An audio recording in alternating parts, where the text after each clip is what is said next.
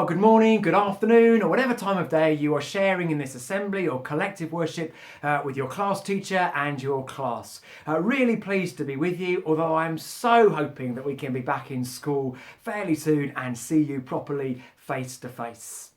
What we're going to do this week is pick up the story that Reverend Dan began telling you last week about a man named Naaman who was healed of his leprosy by the prophet Elisha. And today we're going to hear about someone else in that story, Naaman's servant Gehazi. But just to get us thinking, I want you to imagine that I have a line across it. If I was in school, I'd have a piece of string like a washing line. And at this end, I'd have the word need. And at this end, I'd have the word want. And what I'm going to do is I'm just going to hold up a few things. And what I want you to try and imagine is where you would place them on that line. Is this something that we really, really need? Or is it something that we just want, but if necessary, could actually do without? Need or want? So let's start off with an easy one first, shall we? How about a loaf of bread? Let this represent food. Where would you put this? Food is something that we need, or is it just something that we want? Well, I think that one's pretty clear, isn't it? Because we do need food. It would be on my bit of string, it would be right down the need end. How about this here though? How about a drone? Where would you put that? Is that something we really need in our lives? Or is it something that's quite nice, we want it, but actually if push came to shove, we could do without it? Here, where would you put it between need and want? How about some of these other things here? How about perfume and jewellery? Where would that go? Something that we really, really need? Or a bit further down this end, really quite nice, but it's more something that we want, we could do without it. Or shoes.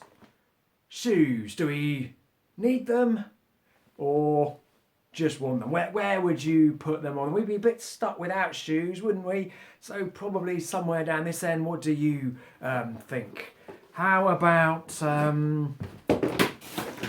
chocolate? Where would you put chocolate? Down the need end? I'm sure some of you are shouting, yes, yes, yes. Or down the want end? What do you think? How about computer games? Where would you put that? Need, want, somewhere in the middle? What do you think? Okay, what I'd like you to do now is in a 2 or 3 on your table in your class, I'd like you to just think of anything. Think of something and an object, an item in our daily lives. And then I want you to tell that to your friend, the 1 or 2 friends you're working with, and get them to decide where would they put it. Would they put it down the need end or down the want end? So just think of something and then tell your 1 or 2 friends around you and then ask them where would they put it, need or want? Where does it fit? What makes the difference between a need and a want? And then when you've done that, I'd like you just quickly to discuss something that a man called Gandhi once said. He once said this: Earth provides enough to satisfy everyone's needs, but not everyone's greeds. Earth provides enough to satisfy everyone's needs, but not everyone's greeds. So when you've done that little exercise with your friend, just have a think. What do you think Gandhi meant when he said that? Press pause and I'll see you in a couple of minutes' time.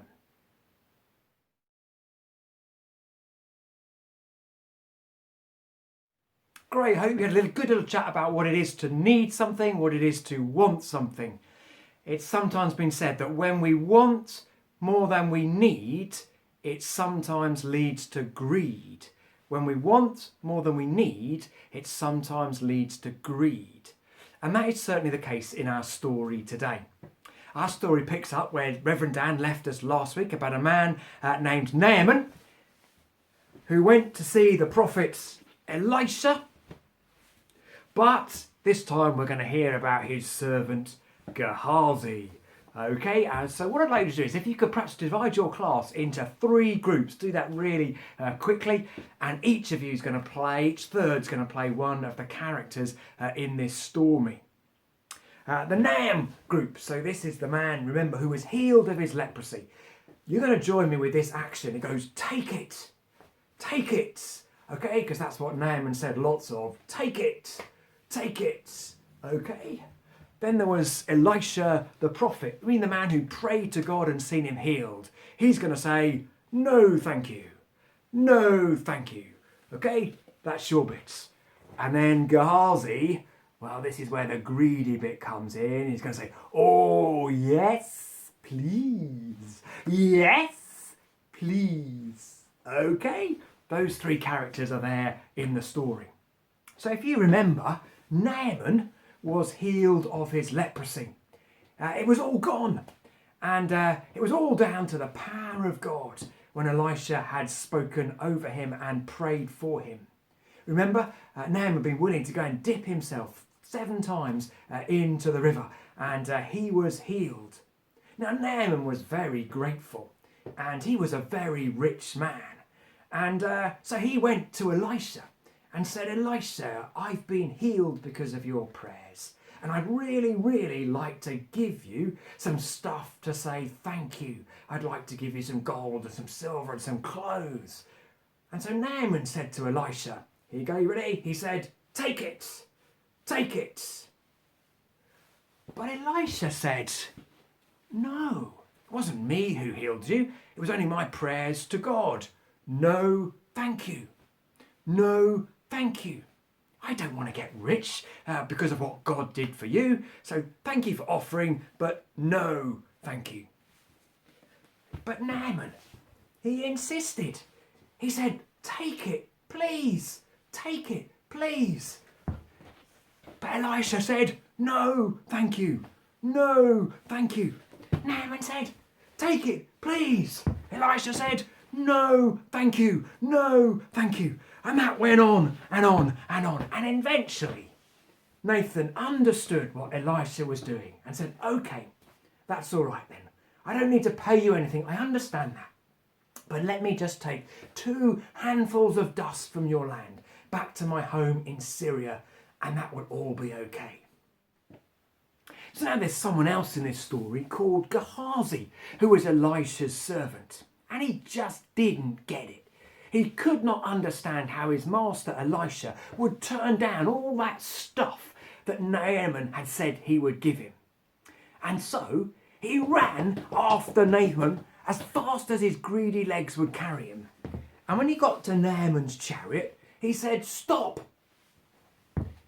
He said to Naaman, my master Elisha, he's changed his mind. 2 prophets have just turned up and they could really do with some of that stuff that you said you would give him. So maybe you could give us 35 kilograms of silver. That's an awful lot of money. And maybe some fine clothes as well for each of the 2 servants. So that's 70 kilograms of silver and twice as many clothes. Naaman said, take it, because he was a generous man who'd just been healed. Gehazi said, thank you very much. Naaman said, take it. Gehazi said, thank you very much. And he filled his pockets and loaded his horse with all of Naaman's stuff. Now, when all the loading had been done, Gehazi took it back to his own house and he hid it under his bed, hoping to keep it all for himself. But soon afterwards, Elisha called him to him and said, Gehazi, what have you done? Gehazi said, nothing. I've not done anything, sir. But Elisha knew different. Elisha said to Gehazi, when you took that money from them and I was there because I am a prophet and I can see. So you think you might get rich, you might be greedy because of a healing miracle that God performed. You wicked man, Gehazi. From now on, the leprosy that Naaman once had will fall upon you. And from that moment on, Gehazi was white and ill because he became leprous. In that story, Gehazi's greed took over.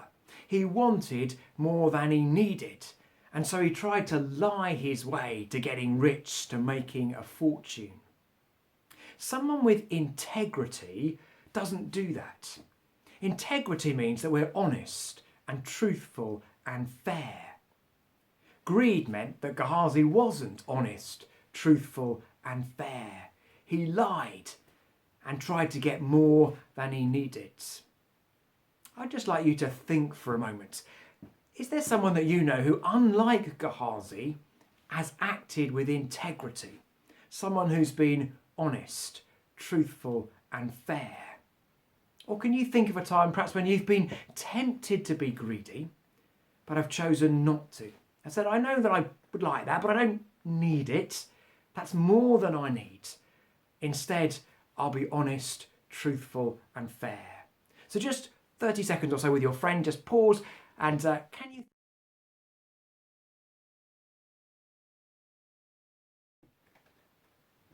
Great, I hope that was helpful to you. We've already thought about someone a man called Gandhi once said, Earth provides enough to satisfy every person's needs, but not every person's greeds. You might like to think again about that phrase, having heard the story of Elisha, Naaman and Gehazi. And now we're going to pray, and we're going to use the word greed to try and guide us in our prayers, to help us not be greedy, but to be honest, truthful and fair. So I'm going to put the word greed up on the screen and then lead us in prayer. And if you'd like to join in these words, then please pray quietly in your own heart and mind. G is for grab. Dear God, help me this week not to grab things that aren't mine, or to be so keen to have something that I don't think of others. R is for rely. Dear God, instead, help me to rely on your provision and your goodness. E is for expect. Dear God, help me not to expect more than my fair share, but be satisfied with what I have received. E is for everyone. Dear God, instead help me to consider everyone around me. Help me to think of others. D is for do. Dear God, help me to do this, even when I find it hard. Help me to be a person of integrity, who is honest, truthful and fair. Amen. Perhaps I think that... So just to finish, our takeaway. Do you remember when we told the story? There were 3 people in the story who had 3 different hand movements. There was Naaman who said, take it, take it. There was Elisha who said, no thank you, no thank you. And there was Gehazi who said, oh yes please, yes please. So this week, just might think how you use your hands. So when something is being offered, maybe you don't need to be the first person saying, yes please, yes please. Think what you need, not what you agreed. Maybe, like Elisha, there's a time when you can say, no thank you, no thank you. I've already got what I need, that's enough. Or maybe you could be the person who uses your hands to say, take it, take it. Someone who gives to other people. Just think how you use your hands this week. Lovely sharing with you. Look forward to seeing you again. Bye.